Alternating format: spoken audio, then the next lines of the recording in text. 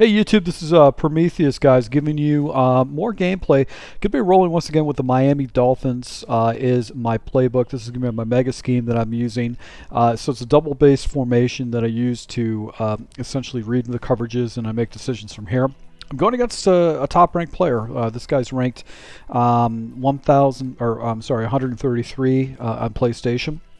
A little bit over 1,900 games, 1,900 games in the game. So this guy knows what he's doing.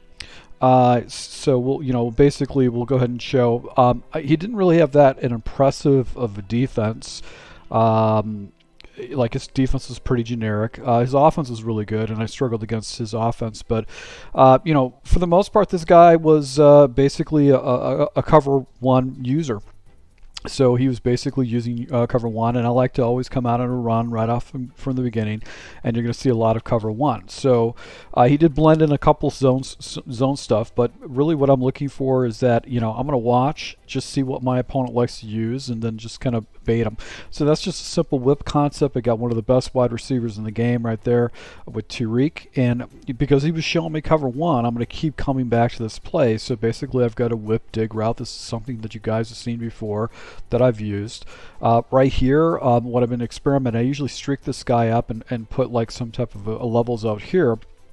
But what I want to do is that since I've shown him this route concept over here, I want to make sure I don't go back to the same area again. So let's go and see how I go ahead and sign this, or basically play this up. I think what I did a curl route with the tight end.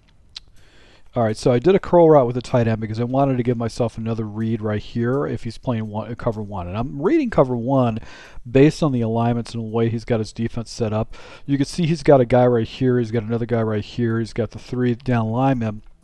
So that really does mess up the blocks, but because it's one cover, it's basically cover one, I'm going to essentially look to this route right here as my one read, and then I've got a two read over here. Or I could go progression-wise. I can go 1, 2 if it's basically a zone coverage, like a pure progression. I go 1, 2, and then drop it down to 3 if it's a zone. So you're going to see him blend in some zones right here with this type of situation. Now this guy's actually got his face towards the quarterback. It's not a really good read, but and he actually comes out and goes to the whip route. So he's out here by the whip route. Me actually setting this guy up over here with a little hitch was actually a smart thing to do. And as a result, I'm able to go ahead and get a completion right there for a first down. So second and 62, he actually jumped in zone coverages, kind of blended it in.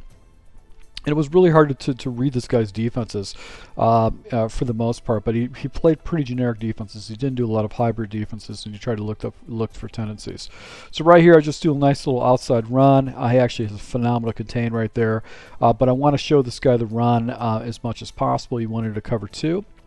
And then I think what I did is I jumped into one of my favorite plays, which is switch down in the red zone. This is a play that I love a lot. In this type of situation, I'm going to be looking. My primary read is going to be this area right here, with this route that comes up, because the other route comes in and comes out. And a lot of times, what happens is this zone will be wide open because this defender will carry over. So let's go ahead and take a look at this play right here. You can see he's out of position. He can't get out to that, and I actually get a nice little touchdown. So that's why I love switch is one of my plays. Now here going into the second quarter, he actually had a really good drive, but as you can see, he actually went for two and didn't get it.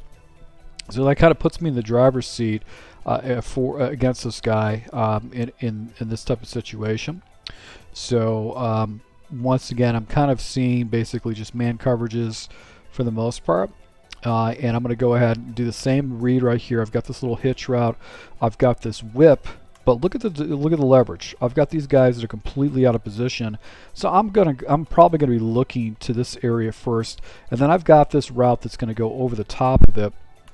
So really I'm looking 1 and then 2. Now typically I flip this play. I don't like how this is set up, but I just figured because of leverage reasons I'm gonna go ahead and just run with the play. I took this guy and actually pulled him out. So if there's actually a man defender, I didn't want him floating over here. I wanted to float him on the opposite side. So it just gives me less defenders I have to deal with the whip dig concept. So you can see the whip has got space, but the defender over the top here actually comes down to this whip. So I can go ahead and check it up top, fast read, get a little completion, and if I had a broken tackle, that could have went house, but that's all right. I basically want to try to chew the clock against this. So this guy's running man coverage just to cover one shell. Spreads out his defensive line right there. So I'm going to go ahead and check into another play. So I go ahead and jump into this play, which is switch, and this is something where you can use this. I like to go ahead and motion this guy out, and then I'm going to go ahead and look for this as my one out here, and see if a defender. Now if this guy floats up, this route is going to be money. It's going to be easy completion. So I motion the guy out, and you can see this guy's floating up. In this type of situation, this guy's wide open. I'm going to get a nice little completion. And look at that. I go ahead and get a 25-yard gainer right there with a fast completion. There's just nothing you can do to stop it. He's in cover one hole, so he actually had a man person. They actually had to play that, but he's completely out of position. So that's why I love this switch play. It's just one of my favorite plays in the game. So right here, actually goes ahead and slides his line off to the side over here, and then he takes his linebackers and actually put them over on this side. So let's go ahead and see what I go ahead and use. I think what I did is I go back into an inside zone. This is a cover 3 play that I like to use, this red zone scissors. But I'm going to go into the inside zone, and I just want to go ahead and try to chew the clock in this type of situation, not give this guy a lot of time, and see if I can grab a couple of timeouts before the end of the game. So nice little inside zone. He gets a good block shed with his defensive line. I only get 2 yards off of it, but really my goal right now is to try to get this clock, get it down, and try to see if I can get these timeouts in the process. So 2nd and 8 situation is not a bad thing. He's running strictly man coverage for the most part, so I'm going to go ahead and set this up. So here's my one. Let's go ahead and see if we can go ahead and set this up once again and show you my progressions. I'm looking at this guy right here, which is going to be my one right here. I've got my 2. And then I've got this deep out, which I can actually be a 3, but that's a long progression. A lot of times what happens is it just takes a long time for me to get to watch these progressions to go ahead and hit 3 over here, but I can look to that if I want to do the progression. So little whip route, he comes down and plays the whip, and I've got this zone right here that's wide open above it. That's kind of a bait territory, so I didn't really throw that a lot, so as a result I'm able to go and hit that and just get a nice little completion. So what I'm going to be doing right now is just chewing down the clock as much as possible. So you can see I've got it down to 10. I'm doing chew clock, trying to get this into the 2-minute warning a bit right before I score to make it difficult for him to do that. So inside zone, once again, going to go ahead and just run the inside zone. And right there, it gets some pretty good blocking. I'm able to cut it back and go ahead and get a broken tackle, and as a result, to get the ball down to the 17. So that worked out for me right there. And actually wanted to cover 3, but I just choose to go ahead and do a nice little run play off to the edge. I get some pretty good blocking right here. He gets some block sheds. I'm going to get this down to the 2-minute warning. So now I go ahead and jump into, let's see, just another run play, just an inside zone. I want to try to chew this clock down, try to get these timeouts at the very top. So I'm going to do a nice little inside zone. And then right here, I'm going to go ahead. He spreads up his line a little bit. He starts shifting his defensive line, actually kind of bunches up my blocking, kind of messes up my blocking. This is one of the things that you want to do is you want to wait for the defense to go ahead and settle because it's going to help the blocking assignments a little bit better. But right here, you can see I'm just chewing this clock down. I'm trying to get these timeouts in this type of situation, just put some points on the board. Even if I get stuck with 3, it's okay. I want to stay in a possession. So now I jump into a draw play. Luckily, I get it off. He's not prepared for it. I get some pretty good blocking. Broken tackles right there really make a huge difference right now. And I get the ball down to the 3rd and 5 situation. So back at 3rd and 5, basically I'm looking for switch now. I go ahead and took one of his timeouts, so that's basically one of my goals. And I want to go ahead and see if I can get him with switch. Because the 3rd and 5, I got to get the ball in the end zone or try to get past that line of scrimmage. So I'm going to use switch play. With the switch, basically I'm looking this area right here. This is what I'm looking for. This route, unless he's playing a cover 2 and a hard flat, this route is always going to be money down in the red zone. It just messes up all different types of defenses down in the red zone. I'm going to just show him some window dressing. I'm going to take this guy, slide him out. Actually, you'll see he's actually wide open. I can actually throw that. But for the most part, I really am looking to hill. And what I do is I want to complement this route by putting a drag on the back side. So if I, basically my progressions, if I got this route right here, which is going to be a 1, I've got basically this route over the top, which is 2, and then I've got a drag route over here, which is 3. So basically going to be looking to the 1, then the 2, and then the 3 with this particular play. And as you can see, motion the guy out. I could have thrown that, but this is the money route that I use down in the red zone. It's just so devastating down in the red zone. Gives me easy scores every time, 2-point conversion. So let's see here, 14-14. This essentially is going to be the last drive of the game for me in this series. But I'm going to just go ahead and try to chew the clock against this guy. He is running a lot of man coverages, but my goal right now is to try to chew the clock down, not give him much time if I score, or just completely chew it down and get my 3 points. So he's still showing me man coverage. Going to a play I haven't really showed the entire time. I'm just going to go with a simple concept like this. So I've got this route right here. I got a streak route, which will go ahead and pull this, and then I've got a whip, which should get separation against the zone. This route is just a clear out. I'm not even looking at it. So basically, it's a simple progression for me. I'm just looking 1, 2 from my progression. That's all I'm really looking, and if those aren't open, I'm just going to throw the ball away. So those are my progressions right there. I'm really looking for hill, and you can see he's got separation, and this other guy's out of position. I've got the whip underneath that he's actually preoccupied with the whip. And you can see right here, Hill's wide open. I'm able to go and get a completion and move the field of the ball. So right now I'm in field goal range. I can basically just chew this clock down against this guy if I want to, because he's staying in man coverage. He's not making any kind of adjustments or doing any kind of hybrid adjustments, and he's making it very easy for me to run my offense. So right here, I go ahead and jump into basically a play right here, and I'll just show you how I like to set this up.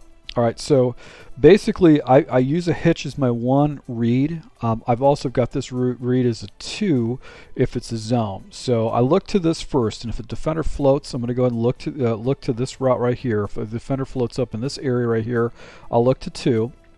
And then I actually have a 3 right here with the running back. So let's just go ahead and see if we can watch this play. I'm going to go ahead and stop it and see if I can catch it. See how these guys are floating up? This guy's floating up. He's kind of floating up.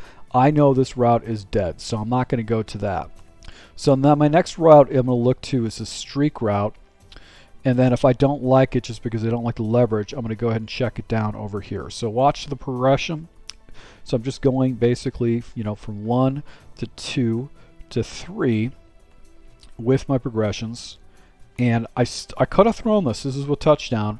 But I'm more of a high percentage person. And actually, he's kind of falling back into the zone, so he could have been taking away that streak. He could have picked that off. So I'm just going to go and check it down and take my yards. And once again, I'm working the clock right now. This is the goal of this game, is to work the clock and score and not give him a lot of time. So giving him a full half is not going to help me in my situation. So he was in cover 3 sky. Now he jumps into, it looks like an aggressive man blitz. So he's got basically these guys coming after me. So with that, basically what I'm going to do is I'm going to go ahead and run this play. Now, I chose not to do the whip route, because what happens is the whip route with this route right here, so I've got basically streak to clear out, and I've got my 1, and then I've got my 2. But what I chose to do is I chose to do an in route, and the reason why is just it breaks a little bit better. This guy kind of comes in and he takes a long time and comes out. But because I've got basically these 6 guys, these edge defenders coming in, I don't have enough time for that to develop. So what I'm going to do is I'm going to go ahead and do this. Probably the best way to run this play is to have a backside slant. So you've got, you know, you basically your 1, your 2, and then you have a backside slant as your 3. That would be the smartest way to run this particular play, just so you have more depth in it. But I didn't run it that way, and you could see where I got away with one. So you can see I threw the out. He's out of position, and I actually deliberately threw it. He didn't pick me off, and that could have been some pretty ugly stuff right there, but I'm able to go and get a break. You'll see another break where I got with a serious play right there. But he did go with the Sam Will blitz, and you know, that's when you get into those even 43 defenses, you got to get rid of the ball hot, because those are pressure sets. So now he goes into basically the dollar. dollar nickel defense, a blitz, so he doesn't really have an answer. And I want to go ahead and chew this clock. I want to get this guy down to the 2-minute warning. I don't want to give him a lot of time. You know, try to chew as much time as possible.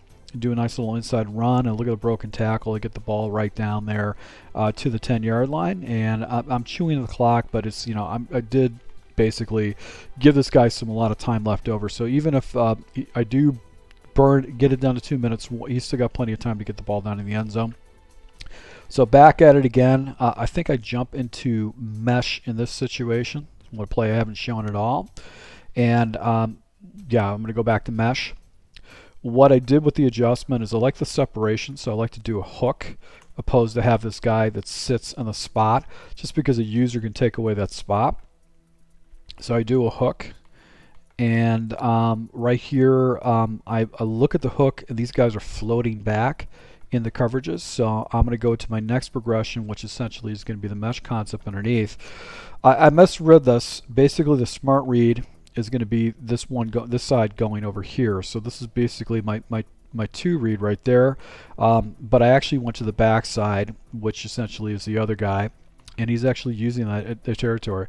What a break! That was just a bad read. I've got to go to an easier progression, but I just caught the ball right in front of him and got the ball down to the 1-yard line right now. So that's just a lucky break for me. You know, he should have got an interception on that. He basically, I threw right into his user.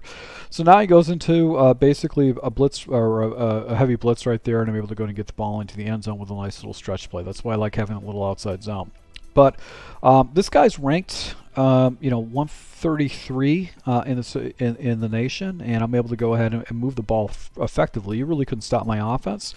And down in the red zone, back to switch again. So I'm just going to basically look to this route right here. This is going to be the area I'm going to look to. And what happens is this defender usually gets pulled in and never plays this unless he plays like a hard flat. So watch what happens with this particular play. I'm going to be able to hit a hill in the back end zone for easy completion. So once again, guys, thank you for your support. I really appreciate it. If you want to see this entire breakdown of this ebook, just go to my Patreon, and thank you for your support.